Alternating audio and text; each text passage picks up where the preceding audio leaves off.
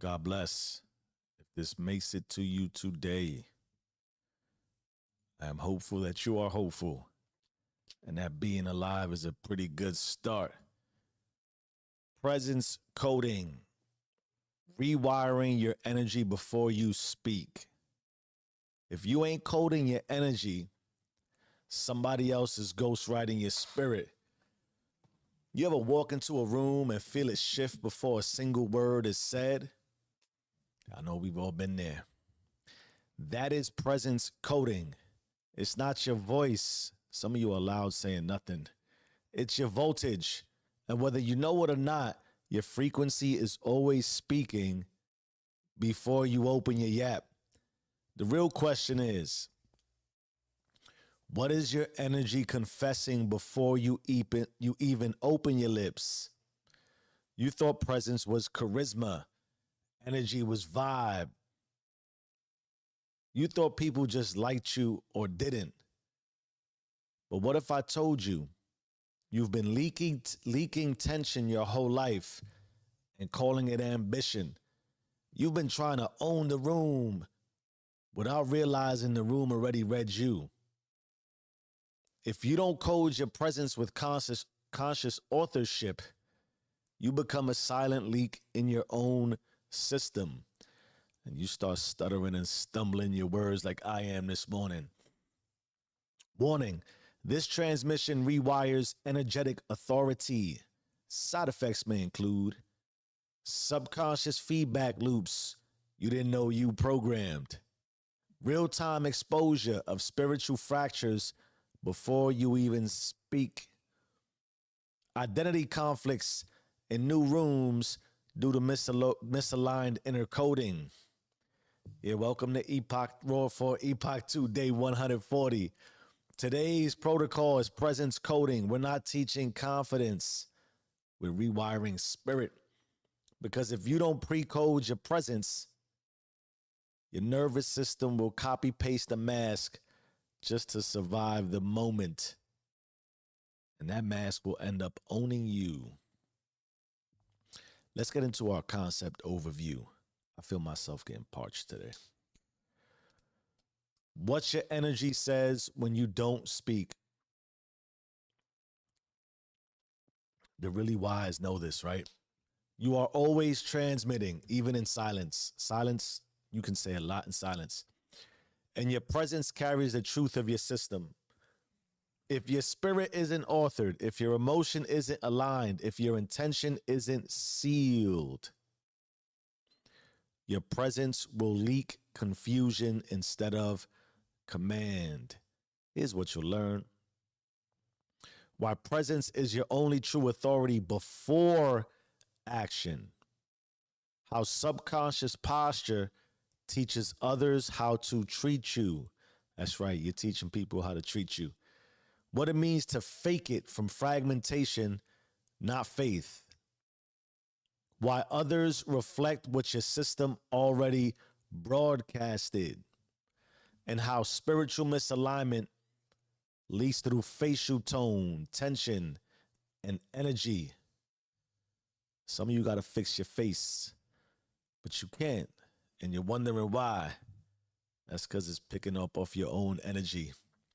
Let's get into our visual metaphor, the echo room. Imagine this. You walk into a room and you're surrounded by mirrors, but they don't reflect your body. They reflect your energy. Each person you interact with is a reflection of what you are coding in real time. You smile and somebody tenses. You speak and somebody avoids eye contact. You laugh and someone leans in. The room is reacting not to your words, but to your frequency blueprint. You are the architect of the atmosphere. Your presence is the thermostat, not the thermometer. And here's the catch. If you walk into the echo room without coding your signal, the room will code it for you. Here's my personal perspective. I think we talked about spiritually transmitted diseases yesterday, right? Your energy is infected.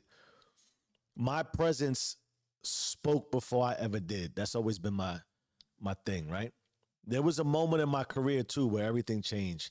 I had to onboard 50 contractors, real big project. We were knee deep. I mean, massive. The holidays were approaching, so I threw a party, tried to do something good, right? Food, drinks, the works. It wasn't for corporate, it was for connection. So I asked everybody to share a story, where they were, how far they'd come, all that good stuff that makes people feel good.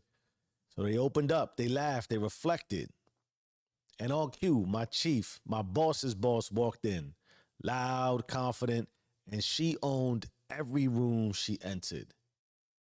But on this day, she stopped, paused, and instead of disrupting, she joined in. She listened, shared, sat with us, and pulled me to the side after. She said something I'll never forget. She said, "Yo, I didn't know you had that in you. You could probably sharpen some tactical execution because they always got to throw a little jab. But I didn't know you knew how to inspire a room." That's when I realized I didn't lead with my resume, I led with my frequency. You see, presence isn't what you prepare for, it's what leaks out of you when you're not trying to control perception. Presence emanates through release, not through control. Otherwise, you're faking it. And for a long time, I was leaking tension and calling it leadership, especially when I was around rivals. We all got rivals. People who reflected my unconscious armor. But now I code it differently. This is why we get into detail about this. Every morning, I recalibrate through prayer, submission, obedience, surrender. These are not just buzzwords to sell you t-shirts. I've been selling t-shirts all week. Submission, obedience, surrender. I don't play for the crowd. Even when I'm in front of the crowd, I'm the same in front as I am alone. I surrender the same way. I release control so I can own my authority. At home, I'm the prankster. I code peace. My laughter sets the tone. My energy sets the temperature. I be dancing around the house, feeling good. And because I move without fractures, my family mirrors that same freedom. Because I've lived both sides, the mask, the fracture, the secret tension you think nobody sees. And so now, I refuse to let my silence speak for a version of me I no longer subscribe to.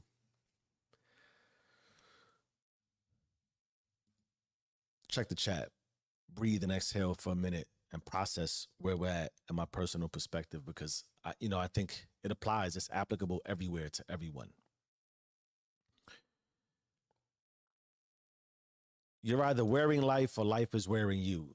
It just is. And for me, it goes back to autonomy. It's why I talk about authority, remembrance, apex, root, the infinite, and God.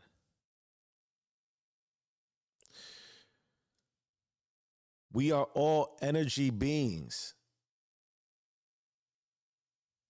And our energy, aside from we use it to make manifest so many things, and it makes manifest our environment, the life we live, and that appears to supersede us, at least from the physical manifestation perspective. We know what we subscribe to fulfill ourselves professionally.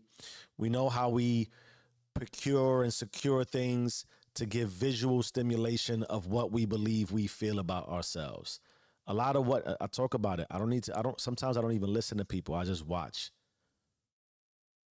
And I'm not diluting the indulgent experience of life. Dress how you want to dress, buy what you want to buy, wrap yourself in whatever abundance is available to you. That's cool. You should. Because I believe part of that too is I walk in, you can tell I own what I own because I own myself. I choose my vibe. I instill my own confidence. I understand how to shift the room. I understand how to be shifted by the room, which is why submission is so important. I understand that others are in control as much as I am in control. So in that way, when I'm surrounded by uncontrollables, I release the control I don't have and only own what I own. But when we catch ourselves environmentally, culturally, in our lives, relationally, this one big experience of life that offers relationships at every turn, what you are speaking in energy, and ultimately it comes out of your mouth too, sometimes for the good, sometimes for the not so good. Left alone to consider this and contemplate, is likely very different from what you speak out when people are watching. In any event, our frustration a lot of times, I believe, watching, paying attention, applying the wisdom that life offers you, everything is network. How you network is critical. And we talk about you outgrow your rooms. And when you outgrow the room, that's a sign you need a new room. But you'll never get into a room bigger than where you're at right now if your energy is not matching the energy of the next room. It's the same if you want to talk about dollars. If you want to talk about money and finances, you attract money. You speak broke, money runs away from you. You speak rich, money comes to you. And a lot of us say, no, I do speak rich. You don't. You don't behave rich. You wait to see it before you behave it. That's the difficulty with the frequency. Why am I not getting the life I see for myself? Why am I not getting the life I see for myself? Why is that other person getting? There you go right there, comparing, contrasting, coveting. So, to me, the most egregious. I don't even mind a little jealousy and envy. Sometimes jealousy and envy is trying to tell you something like, yo, we need to go flip and move to the other side if we want to. Coveting is like, it's terrible. You should never covet. I never tell you what you should or shouldn't do. That's one of the, I think, the most egregious sins you could commit. And I don't really believe that there's sins in order the way that they place them. In any event, the way I talk about the thinker thinks and the prover proves, I got that from the book I'm reading now, Prometheus Ring. But it's littered across multiple teachings and writings. You are exactly who you think you are. And in that way, everything that you have is what is owed to you and what you deserve. No one deserves more than what they got right now. Because if you did, you'd have it. If you were seeking deeper relationships to people, to process, to material, to life, your vibe got to go up. You can't build up a vibe of walls and blocks and barriers and barricades and then wonder why you're limited and restricted. It's because you're self-limited. That's why we talk about this so deeply. When you learn that about yourself, you can attract everything else that needs to enhance you and elevate you. When you pray, there's other people praying. God is looking like, yo, I see this one, I see that one. He putting things together everywhere. He got you. It might, I know, not today, maybe not tomorrow, maybe not next year. But you keep on vibing like that, and you're just the same way I talked about. A lot of people get into a midlife, the Carl Jung midlife crisis somewhere in our 40s. We're like, oh my God, we gotten halfway. We haven't gotten nowhere. There's another half to go. Where am I going to get? Probably where you're at right now. But anyway, that move towards another version of self, as God is like, yo, I was working on you a certain way for all these years. Now you flip the script. There's many other people who flip the script, and everything got to come together. And he's pulling from all kinds of directions. There's people who you don't know right now who are waiting for you. There's situations, circumstances, scenarios, blessings with your name on it. It's just a matter of if you're going to vibe like that. And if you don't vibe like that, you just keep getting what you vibing on right now. And look, sometimes you got to walk in and you got to scrunch up your face a little bit and show people that you're serious. How you carry yourself is big too.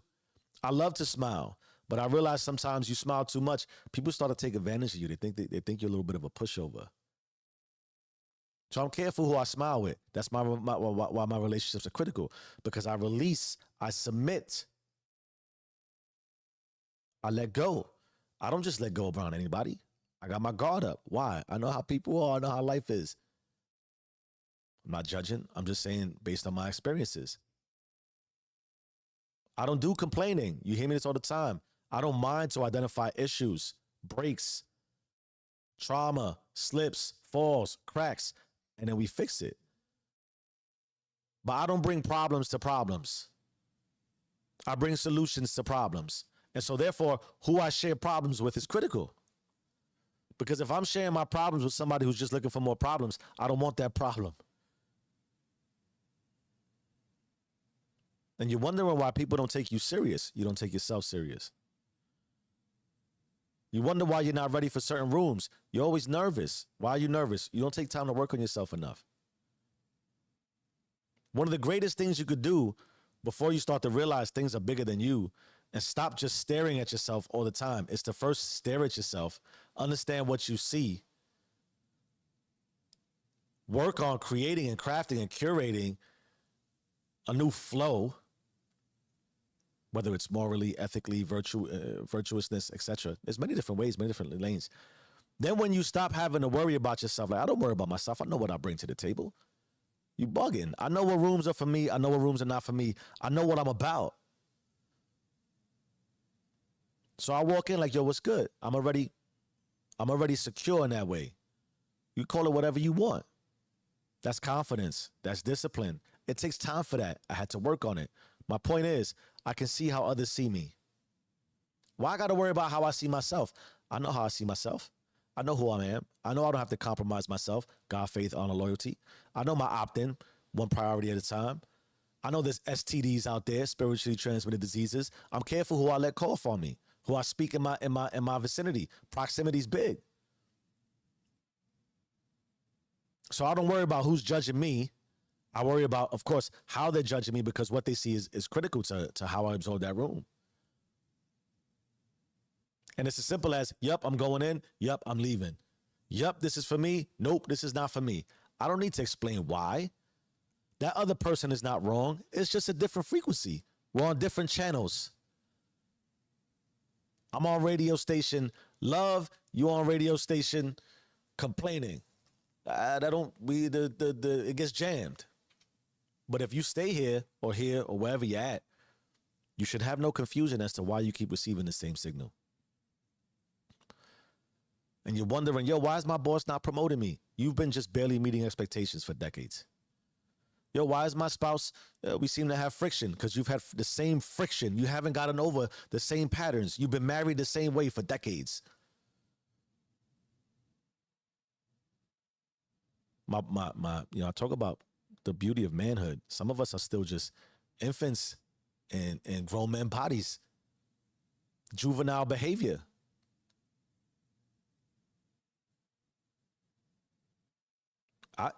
It's there. Temptation, lust, and not just, in infidelities. I'm talking about, I'm talking about the infidelities of life, that you don't work as hard as you can just for you so that you posture up. That when somebody sees you, they know what you're about just by looking at you. I assure you, I know it's felt when I walk in.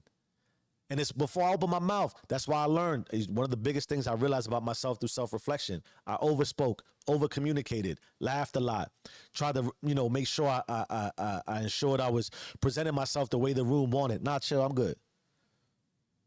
If you can't appreciate my silence, we were at the soccer games, my son's soccer games. The little family, soccer moms, soccer dads, they already know when the game starts, we don't talk. I don't say nothing to nobody. I'm watching the game. Yo, what you do this week? Yo, why are you talking to me? I'm watching the game. I don't got time for what you know. And if I'm at a practice, I'm gonna go run around the track while my son is practicing. I'm not sitting there to talk to you about nonsense. It's not to say I don't communicate, and it's fun. You have relationships. How you doing? How's the family? You get close with some people. You share some things. Your kids are on the field together. But when I'm there to watch a game, I'm there to watch a game. Somebody was standing next to me. They pulled up to me about halftime just this past weekend. Yo, what's the score? It was 2-1. Yo, I'm mad tired from that game yesterday. Word? Why are you talking to me about that? I didn't ask you. I don't care. Is that wrong? No. It's wrong for you to think that you can infiltrate my space when I'm focused in on watching my son. That's how I flow. When I'm here on the mic, you're gonna call me and text me, you bugging. No. I read from Huberman yesterday. He talked about the only way to learn focus is to sit yourself down for 3 hours and don't do nothing. Just stay focused. Set a timer, don't move. It takes time to build focus. You're not accustomed to being focused. It takes time to build your energy. It takes time to be silent when you got to be silent. Sometimes that also helps because if you're not silent long enough, you stop hearing what people have to say. My wife the other day, I was on having a conversation. She was like, yo, that person was telling you something that I knew you already knew. Why didn't you say something? I don't need to. That's a little bit of ego. And that person was also telling me something that we had already spoken about a long time ago. But he's somebody that I consider a friend, so I listen. Maybe he's getting a little bit old. He's repeating himself. I listen. I don't need to speak to say, yeah, I already knew that. Next. Why? Because then it dilutes the experience as far as that person may stop speaking. And then I may stop learning. So speak. If I'm around you and you're going to speak, I might learn something from you today. And the day I shut that down is the day I miss an opportunity to learn something. All right, let's check the chat real quick, man. Where you at, chat? Let's talk about the Black Book system teaching. Spiritual signal compression.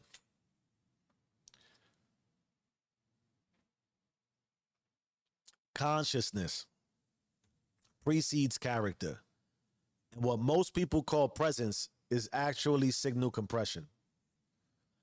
The total sum of your spiritual, emotional, and subconscious state condensed into microsecond impressions.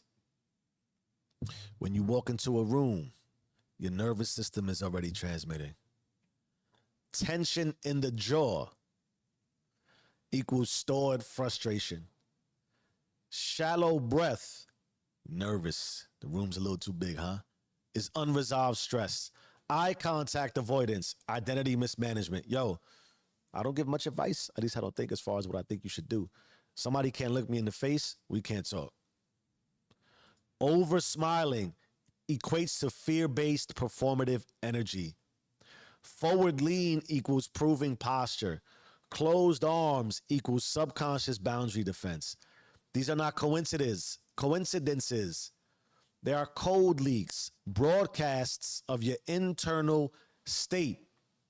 Your presence is your soul's landing page. Before they meet your mouth, they meet your energy. In communication systems, we call this pre-coding. The signal sent in advance to ensure clarity, stability, and alignment before the full transmission begins. You get what I'm saying? You don't just pick up a device, a phone, a communication mechanism, and it works. All that is predetermined, pre-coded, pre-configured. It's pre-built.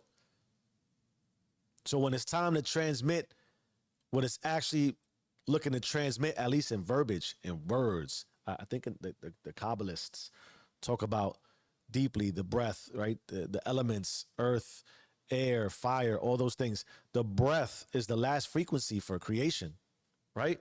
Think about that. God, so they say, spoke into existence the word and the world. But before the speaking was a whole lot of other thinking, processing, foresight, feeling, all those good things. Spiritually, presence coding is the same. You either pre-code with clarity, I'm back to stumbling on myself, or the world receives a scrambled signal, and a scrambled signal gets distorted feedback. That's how people misread you. Not because they misunderstood, but because your spirit never gave them anything else to understand. Let's talk about the consequences. The consequences of inaction. What happens if you don't code your presence? You leak instability before your message lands. Yo, we're going to talk about the predator and the prey. You can see prey. And some of you are really strong. Some of you might even be lions. But at some point, You leave your pack and you go before the lions and you're unstable. The same way a shark can't breathe on land, right? Environment is important. Your energy, if it's not real all the time, it's unstable before your message lands. You attract relationships based on who you used to be. You become overly reactive to misinterpretation. You over-explain to compensate for poor energetic clarity. You silently sabotage authority by triggering mistrust before trust is even earned. You ever look at somebody like, I don't trust that dude. You picked up on it. We talk about our intuition. Now you felt it. It's real. Some of you are walking around with energy that is untrustworthy because you don't trust yourself. And worst of all, you get everything you prayed for, only to watch it reject you. Not because you weren't ready, but because your presence told the blessing you weren't you. Here's how to lock daily remembrance. Presence check-in. Before every interaction, pause and ask, what does my energy say right now? How about a stillness buffer? Create 30 to 60 seconds of quiet stillness before entering high-stakes environments. I transition, I'm telling you, I give myself 5 minutes between every roll. I wake up, thank you, God, I'm alive. The whole time I'm getting dressed, I'm just thinking about how beautiful it is and how grateful I am and how gracious God was to give me life today. I sit down, I pray. I go into my next role. Before I go into my next role, I take 5 minutes. Yo, thank you for that prayer. I'm about to enter another environment. I'm about to go script, record, make this phone call, text, read, etc. I do all that same thing. Every time I enter a role, I pray for closure, for protection, and for the ability to be successful in my next role. Everything is high. That's the thing for me too. Everything is high stakes. Everything I do is high stakes. It's my life. Everything I do in my life is high stakes. Emotional alignment. Ask yourself, what emotion is leaking through my body language right now? Pay attention to how people are responding to you. Authority recall. Say out loud, I code the room. I control the climate. I reflect who I remember. Then you want to go through a breath and body sync. Sync posture, breath, and tone. They are all part of your energetic authorship. Let's get into our phone tap for the day. Our creation covenant loop, audit, remix, re-record. That's like the third time I did this or the second time this week. Re-record, audit. Ask yourself, what do people feel when I walk into the room? Not what they think, what they feel. That feeling is feedback. It's echo. It's your presence reflecting back the version of you that shows up unconsciously. Then you want to hit them with the remix. This is the thought portion. Recode the internal narrative from, oh, I hope they like me. And flip it to, I am sealed. I am present. My energy is the message. You're not performing. You're broadcasting. Stop overthinking and start authoring. Get into flow. Just love yourself and let it go. Then you want to re-record. This is our action identity portion. Deliberately rewire your presence through physical posture. Yo, and it's not, sit up straight and all that other good stuff, roll your shoulders back. Some of you are just dragging your feet, walking with your head down, man. Pick your head up. Pick your feet up. Walk in like you're somebody, because you are. Every day, walk into a room and say nothing, but be everything.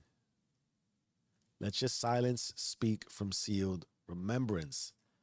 Let your frequency pre-code your future. Let's be all the way raw and real. You don't need to speak louder. You need to live louder because your presence is already in the room. The question is, what is it saying? Own it or be owned by it. You either run the system or the system runs you. Change your mind, change your life. I am who I say I am. Do you and stay rich.